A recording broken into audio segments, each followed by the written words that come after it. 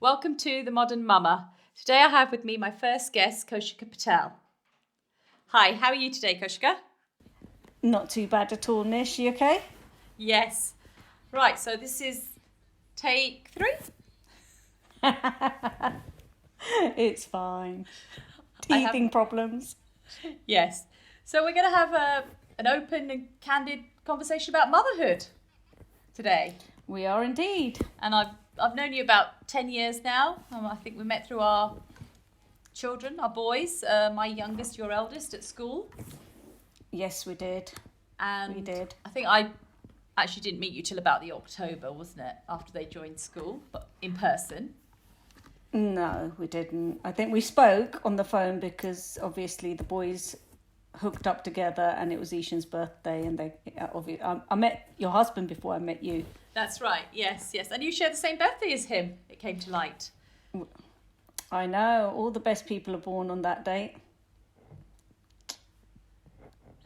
So tell me a bit about yourself, your children. I'm a late bloomer as far as motherhood was concerned, I think, back in the day. So I had my first child at 33, second at 35. I've always wanted, ever since I was young, I knew when I had children I wanted to go part-time in order to focus, to build their foundations, in order to make sure that they're all-rounded human beings. So it wasn't just about, for me, it wasn't just about, well, they've got to be amazing at education. They've got to be personable. They've got to have compassion. They've got to be able to be socially aware. And also, yes, education as well. But I think that's the Indian in me. And you have got 2 boys? I've got 2 boys. One is just turned 18 on Saturday. And I have a 20-year-old who will be 21 later this year. So, yeah. Wow, 2 big birthdays in 1 year. Yeah, all grown up. And what's most important for you being a mother? I think most important thing for me being a mother is to make sure that I am there for the boys. I am their sounding board, but also I'm there to pick them up if they need me, or just I'm there for them, full stop. I think whatever need it is, physical, emotional, whatever it is, I'll be there for them regardless. Fair enough. That's a good way of looking at it. Fortunately or unfortunately, depends which way you look at it, about 10 years ago, life changed for you. It did. And obviously dynamics would have changed. Can we have a conversation around that? Yeah, we can. Not a problem. I think, like most people, you get married and you think it's, forever. In my case, it wasn't. Mm-hmm. And I found myself very much on my own with my 2 boys. And just because of the nature of the split, my boys decided they didn't want to go and stay with their father, who'd moved up 50 miles away. And I think at the end of the day, the older one was 10 at that time, and his father asked him directly, and he himself said, I'm not comfortable coming and staying with you, so no. And I've always been one that actually I'm never going to enforce, but I think at the end of the day, overnight, it was like I was a single parent, which you never trained for it, if it makes sense. You're not equipped for it. My thinking wasn't there in that sense. I've never been that independently minded. Right. But I think you go with it. You adapt and you become resilient. I never knew back in the day that I was resilient. All I was thinking about was, how do I get over the next hurdle? And there was many hurdles. So it was just about making sure that the boys had a roof over their heads, they were fed, they were clothed, and they went to school and had their social sort of circle around them as a support mechanism if they needed it. Yeah, I guess you went into survival mode, didn't you? Brilliant way of putting it, but yeah. Totally. And how did the dynamics between you and your boys change as you as now as a single mum? Father not really being on the scene much. Dynamics changed in the sense of I've always had a very open relationship with my boys in the sense of where I don't really keep anything from them. Very open book in the sense of they've got access to my phones, anything basically. It's not, I don't hide anything, because I just think actually that when you start to do that with children, then that trust factor gets questioned quite a lot. And then while they're growing up, that's not what they need. They need to know that actually, that I trust them implicitly and they trust me implicitly, so to speak. It is an open relationship in that stance. Obviously, the dynamics of parent-child will always be there. But I think as they've grown up, we've got a lot more banter between me and my boys, I think. We have a laugh. They are independent human beings who are quite driven, which is brilliant for themselves, but I think they're driven because of what they've gone through as well. That's what shaped them. Yes, that definitely I think plays a part, doesn't it? And how old were they when you went through the separation, divorce? I think when it first started sort of going downhill, I think my younger one was 7, older one was 9 at the time. Right. But we still kept under the same roof for at least a year and a half thereafter. And I'm... Go on. No, you go on. I was just going to say, I'm a planner, and I think, for me, I needed to make sure that I had all my ducks in a row in order to financially support my 2 boys.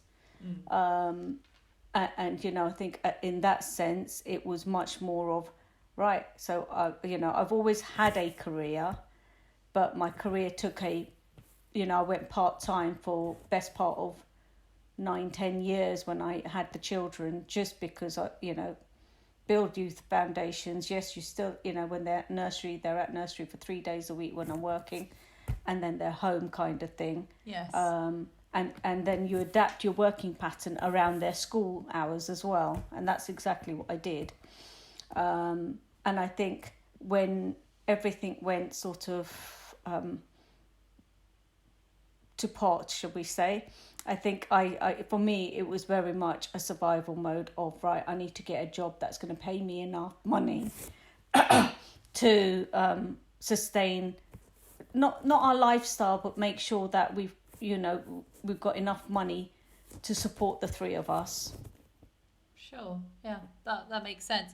I mean, it must have been a tough decision for you.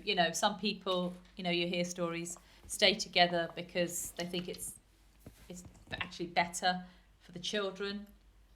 And I was one of those. One of those, yeah. And I think you always want to try and make it work for the children, because that's what you've been brought up to think. Yes. That actually 2 parents are better than 1. But I think the toxic environment that the household turned into was not good for anybody. No. And definitely wasn't good for the boys. And I think, the decision was taken out of my hand anyway. I think, and that helped, because actually that meant, right, fine, he really doesn't want to work at it. Let's move forward. And once I'd made that decision, it was very much it was very much just get on with it. Right, what do I need to do? Right, I need to earn X amount of money to make sure that I'm able to support me and the boys. Financially, it was me. Yes. I think, their father did contribute towards school fees, but it was minimal. So I think, it's just the way it is, I think, at the end of the day. And I'm very much independent minded in the sense of I've got to do something. It's my bag. I need to get on with it. I can't sit there and wallow. And the many conversations we've had over the years, I think you have no regrets in what you've done. You made the right decision, and you've got 2 very well-rounded children. I have no regrets. I think initially it was like always, you internalize, don't you? Why me? How am I going to be judged? What's society going to say? what a family going to say, you know, and I think when you're married, it's very much his family and your family, and that is people feel they need to take sides, and they really don't, but they do feel they need to take sides. But I'm blessed, you know, the boys. Uncles, their dad's older brother and younger brother, and their families have stood by me and the boys through thick and thin. They've always been there. They've always supported. They've always been there for the boys. So I'm very blessed in that sense. You know, they are amazing human beings, and actually, family member wise, it was the support that the boys needed. They still have some connection. And they didn't lose that at all, did they? Which is beautiful, actually. Did you feel you had to prove yourself as a mother, as a single mother now? Did you feel like you just said, you know, mentioned about society and pressures and expectations? Did you maybe intrinsically feel that you had to prove something now that you're a single mum? Yeah, because I think, you know, there was certain individuals who were praying that I would crumble and I would make a shit show of my life. And I'm a bit determined like that. That's not going to happen. It's just not going to happen, because actually I'll always look at, you know, I'm much more a glass half full kind of person rather than glass half empty kind of person. Yes. And I think the support mechanisms I had around me, just my friends who were there, you know, they didn't have to be there physically, but just at the end of the phone. It really helped. So you felt supported. Really you felt supported as a single mum from sort of your friends and family. Yeah, just immediate friends. My, you know, as you know, I've got a handful of close friends, and actually, the four of you were my pillars, and one of them was in India at the time. But yet she was, you know, every day there was a phone call. You okay? Are the boys okay? And it was just that checking in. Mum and Dad were there, obviously. My sister. Yes. You know, just they were all there. So I couldn't fault it, if that makes sense. No, absolutely. I had the foundations. Yes. Yeah. Absolutely. I had the foundations, and I think you invest. You know, for me, it's always been invest in the relationship. There is no expectation. It's if I can help people, I will always go out my way to help.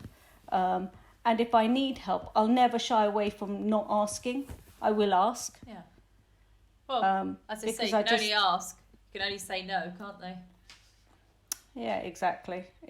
So I think, you know, at the end, when I needed help with the boys over school holidays, because I was working full time, and at that time they were still really young. Yes. I had the most amazing support from the school mums who were able to just scoop in when I was maybe delayed at work and I couldn't pick them up. They would just scoop in, pick them up, feed them. I'd pick them up, whatever. And you don't forget things like that. And I'm still in touch with all of them, all of those individuals. That's great. That's really, and that's helps. what you need. That's just what you need at that time, isn't it? And I guess sending them to the school that they did go to, you then had that after school care that took care of all that, didn't it? Yeah, right. And I you think, managed you know, to get a house close to the house, right? The school right next to the house, didn't you? Which was just idyllic, really idyllic. It wasn't planned. It wasn't. It wasn't planned. It wasn't planned. So when you think about, you know, you when we first, me and the boys moved out, and we went into a 2-bed house at that time. That's right. And I remember. the older one had just started at school, and the younger one was still at his old school, should we say? And you know, that was quite a. I was always running around. I lived in my car, as you well know. You know, Monday to Fridays, it was work, leave work, pick the boys up, either go to take them tutoring or whatever they had, you know. Saturdays was because the school has Saturday school anyway till 12:30. That was half the day taken, and then on a Sunday they both played rugby. So I was always in the car. And that's been a great passion, I think, of yours and the boys, isn't it? The sports. And do you feel that's helped them? Yeah, they love it. I think they do say boys need to let off aggression and anger. And was that an outlet for them, the rugby? Do you feel? Without a shadow of a doubt. I think, for both of them, they played school, but they also played club. And they made some amazing friends at club, which they both keep in touch with. They both still, when they were allowed out. Yes. They would go out and socialise with these boys constantly. So yeah, without a shadow of a doubt. And I think, rugby is one of those quite tactical sports where teamwork has to work. It's not a one-man show, really. No, it's teamwork, absolutely. And so I think, I think that really helped them in that sense. I mean, from what I know of you over the last 10 years, I think you've managed to balance, your social life, your work life, your family life with your boys. You've done a really good job. But there's this thing, isn't there, that the mum guilt. Do you have any of that? Yeah, I did many a times, I think. But the most prominent, if I'm honest with you, was when I got a job and I was literally on the road for 2 years. I was, I would leave home at 7 a.m, and by that point the boys were old enough to walk to school. And if they didn't want to walk to school, I would be dropping them at school by 7:15 into the boarding houses so they could have breakfast. And I wouldn't be picking them up till about gone 7 o'clock, so they would have had dinner at school, done their prep work, and then just been in the boarding houses when I picked them up. And there was times where I'd be driving around the M25 twice over in one day. It was just a really manic role, and it took its toll on me psychologically and physically. It really took its toll on me, and I think after a year and a half, it was just one of those. It's not sustainable. It wasn't good for the boys because the older one was just approaching GCSE year, and I needed to be there for them. It was one of those that I wasn't at home enough, and I needed to be at home even with the younger one because he was a bit of a firecracker at that point. So I think I did. I got a role locally, and that really helped. And I have to say, I have a lovely work-life balance now. Can't complain. Yes. It's a busy role, but it's couldn't have asked for it better if I tried. Let's put it that way. You just said your younger one's a firecracker, a bit of a firecracker. How did you deal with both the boys? Without a doubt. They're very different personalities, aren't they? And obviously going... Yeah, so the older one is a... Go on. So the older one is a gentle giant. The older one is definitely a gentle giant. But he also feels that he has to take the male matriarch kind of role within the family because he's older.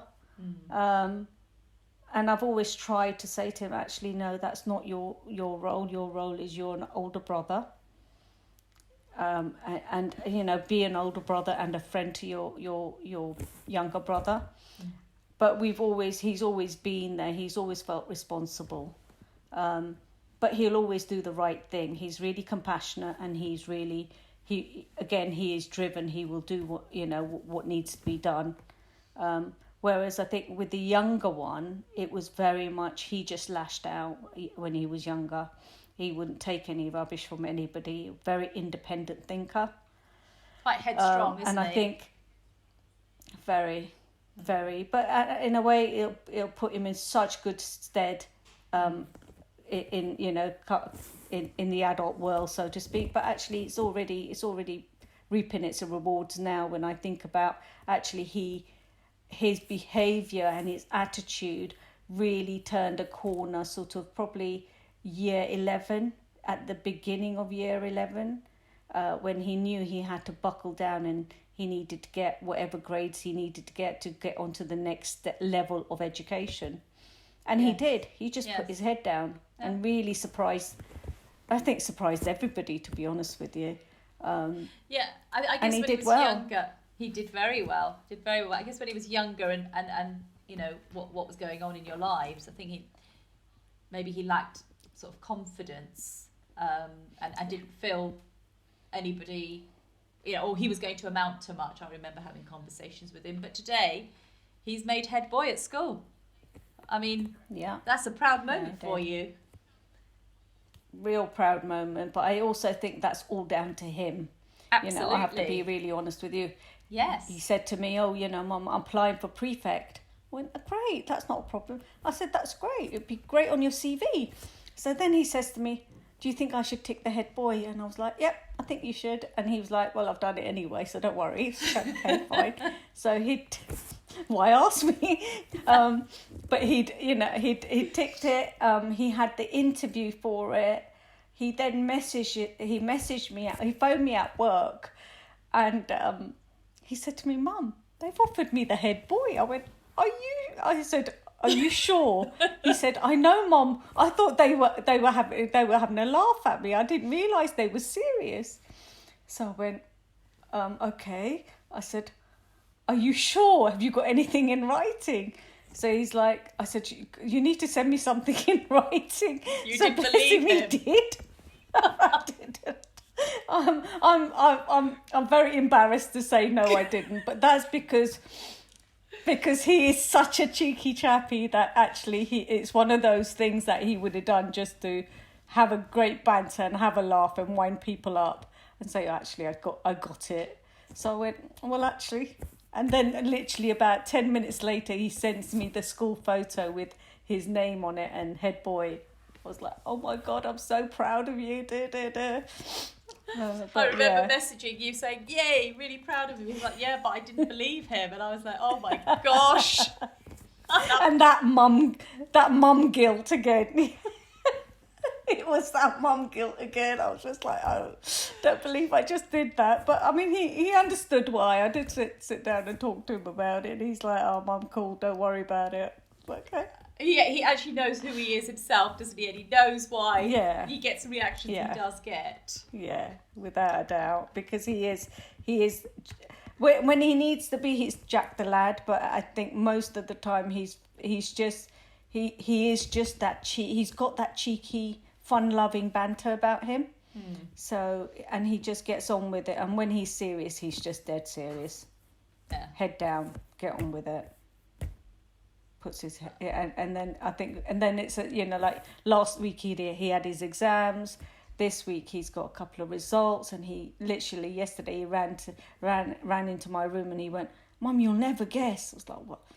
"I got so and so result," and he's doing really well. So I'm really happy for him because he has a goal, and for him he sets himself goals and he makes sure he achieves those. Oh, that's fantastic. So he wants to go to a particular university.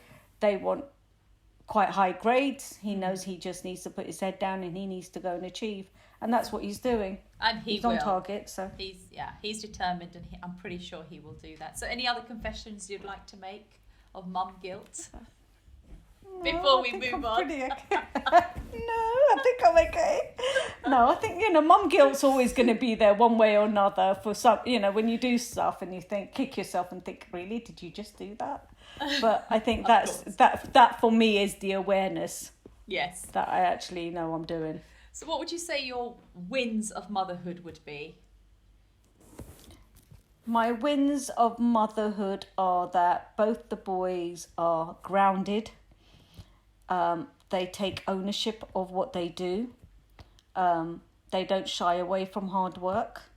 And I think as my aim was to have rounded human beings that I have raised who will respect and make sure that they achieve what they want to achieve to the best of their ability.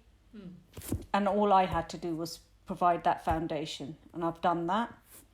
And they're now achieving what they need to achieve, I think. You can sit back and just relax a little, can't you?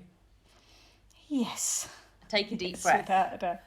Yes, I think so. I think, and but next year, God willing, both of them will be at, older one will be in his finals, younger one will be in year one, wherever he goes, university wise, and it's a good feeling because actually that's their hard work paying off. Well, and yours. And then it's the and next yours, hurdle. getting them to where they are and supporting them and nurturing them. You've got to give yourself a pat on the back. And I think as mums, we tend to forget that, but we are one of the foundation's pillars for our children. And we must never forget that. And I think we don't give ourselves enough credit. No, and I agree with you there, but I think, I always say it's just I'm only doing my duty, but actually I'm surrounded by amazing mums. I've got some really great friends who are amazing mums, you included, and I just think actually having like-minded people around you really helps. Because I don't sit there and say to my boys, if they've got X result and it's not what they needed something else. It's like, well, did you put the work in? And I'm very much like that. How did you put the work in? If you didn't, then you've got the result that you deserve. And if you put the work in, then what was it where did you go wrong? Let's analyse so that you don't repeat. So it is about making sure they self-teach themselves as well, which actually Liam did phenomenally well with his, I think RE, he revised the wrong syllabus and he still passed with a really good grade. When you just think, okay, right, he's done what he needed to do. But it's your own opinions in RS is what they say, so you can absolutely write anything and pass. Philosophy, isn't it? Yeah. Whereas Ishan is a workhorse. He works hard. And he has to work for what he gets. But you see the rewards. He sees the rewards and reaps them, doesn't he? Yeah, do you feel in society mothers support mothers? Do they support each other enough, do you feel? And this is just generally in life, in the world, in society. I think it depends on which environment you're in. So you've got some mums who are always that one-upmanship. One-upmanship. I don't know if I've said that right. Thank you. That's the one. And I just think you're always going to get those. Their children are going to be the best at everything. Whatever you say, they'll always want to counteract it with something even better. And my reaction to that, and my reaction to that is great. Well done. I'm really proud of them. Actually, I won't even enter into that discussion because, firstly, my children are my children. They are who they are, and they will achieve what they are destined to achieve. And I think saying to your child, well, actually, so-and-so got that, why didn't you get that? You're undermining their confidence by doing that. Absolutely. And that's just not fair. No. It's just not fair. Because if somebody did that to me at work, I'd be like, oh my God, no, I don't think so. So why would I want to do that to my children? Yeah. No, you're absolutely right. But like you say, you do get those competitive mothers, don't you? And sometimes they look down on others. But I think what those competitive mums need to remember is that every mother's life or child's life is very different. And their situation, their circumstances. And I think some people are very quick to judge. Yeah. But I think, if I'm really honest with you, I surround myself with my like-minded people because I just feel I won't allow negativity in my life. Had enough of that in my earlier formative years. My formative married years. And I don't want that. It's something I just don't want. It's toxic. I don't want my children tainted with it either. This is the time when they should be having a laugh, going out with their mates, studying, but also making sure that they're enjoying their youth. Because you just don't get it back. Once they start the world of work, it's a different game. Yes. If I was to ask your boys, how would And each one of them, how would they describe you as a mother? I think they would say, as they would say, Mum, you're mad, to a certain extent, you know, because I'm a child at heart, and I think I get excited. I will sing. I will be one of them. To a certain extent, they will be the adults, and I will be the child. Oh, I've seen that one. I've seen them in action being the adults. But I think it works both ways, doesn't it? So I think we have a real, the communication is both ways. If they're not happy, they'll say, there's nothing that they won't talk to me about. There are no boundaries in that sense.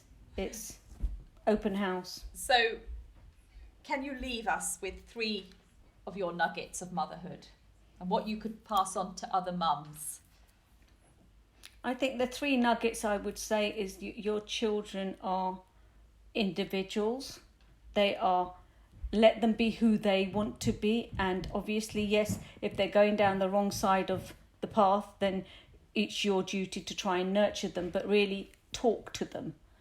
Keep those communication lines open. So let them be themselves. Keep your communication channels open. Make sure that they know that regardless of what they may have done, that they are able to come and talk to you. So that you're not judging, you're helping them find a solution. Right. Yes. And owning whatever mistakes they've made so they learn from them. And I think thirdly, I think you've just got to have an element of fun. You've got to have that banter with your children. You've got to have fun with your children. They shouldn't have to feel they can't be themselves with you.